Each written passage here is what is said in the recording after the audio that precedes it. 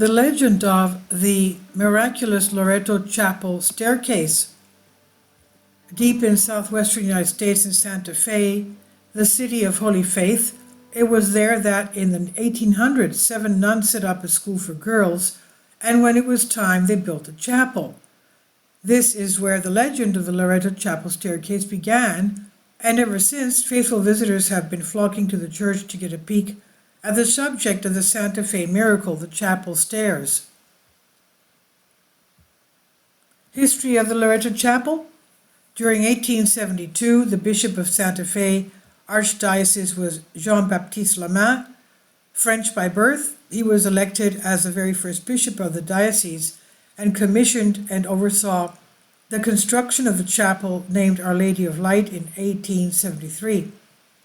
The religious order called the Sisters of Loretto would maintain the chapel. Constructed in the popular Gothic Revival style, the whole chapel was designed by renowned French architect Anthony Mouly. Unfortunately, Mouly never lived to see the work completed. The structure was sound and almost finished by 1878. The only thing lacking was a means to ascend to the choir loft. The chapel was not the largest sanctuary in the world, so a standard staircase was ruled to be too large to be practical.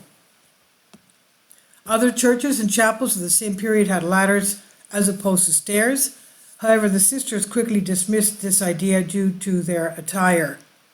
Without a way to reach the loft, the chapel would not be able to function properly. While the likely proposals, suggestions, and ideas were being debated by members of the construction industry, the sisters considered this to be nothing more than a test of their faith.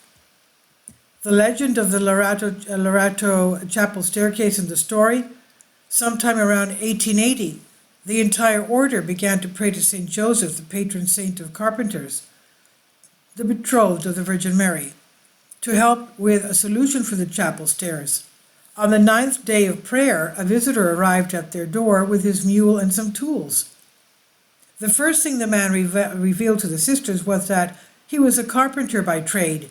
He was invited in and discovered the dilemma left behind with the untimely passing of the original architect. The solo workman, unlike many tradesmen that had a look prior to him, said that it was possible to construct a useful staircase to the loft without becoming an eyesore in the available space. The only condition he placed upon the sisters was that he would have to work in private. The sisters were only too pleased to agree to the terms if it meant getting the staircase done, and while they used the chapel for their own activities, the carpenter retreated, returning only when the chapel was empty. Some of the sisters did state they saw wood soaked in tubs they provided for him. Reports made at the time do contradict one another. Some insist the construction was completed quickly, while others reported that it took longer than might have been necessary. And then the carpenter disappears. When the spiral staircase was finished, the sisters were delighted with how it turned out, so much so that they organized a banquet in honor of the carpenter.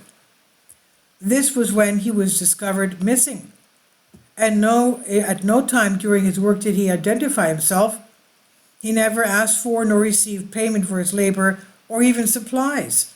Exactly who this man was is just one of the many mysteries surrounding the Loretto Chapel Staircase.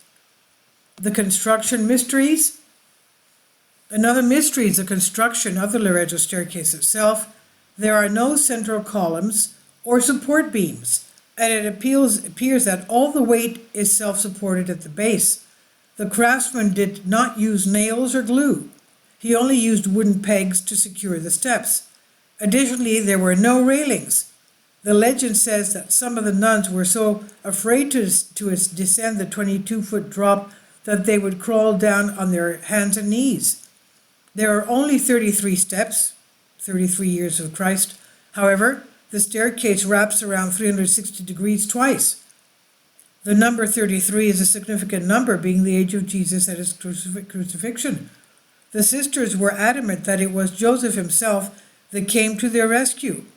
Thus, people have given the stairs a nickname, St. Joseph's Staircase. When local trade suppliers were contacted In an effort to track this craftsman down, none of them could help inquiries in any way at all. No bill of sales could be retrieved, and the lumber that was used was discovered to be of an unknown type of lumber.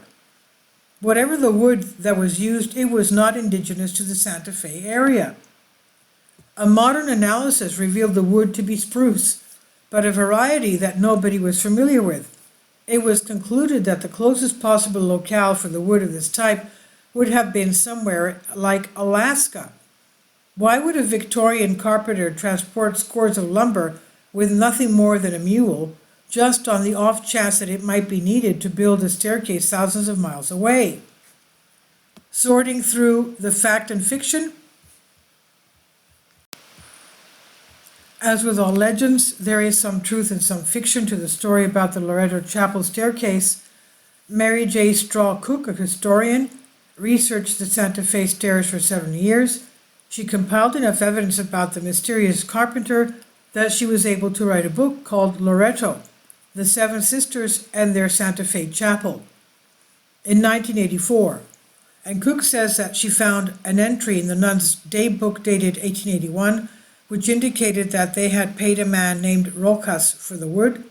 Cook also found an old newspaper article, The New Mexican, that said Mr. Rojas had been shot in the chest by his dog canyon home, and that he had been a skilled woodworker who built the impressive Loretto Chapel Staircase.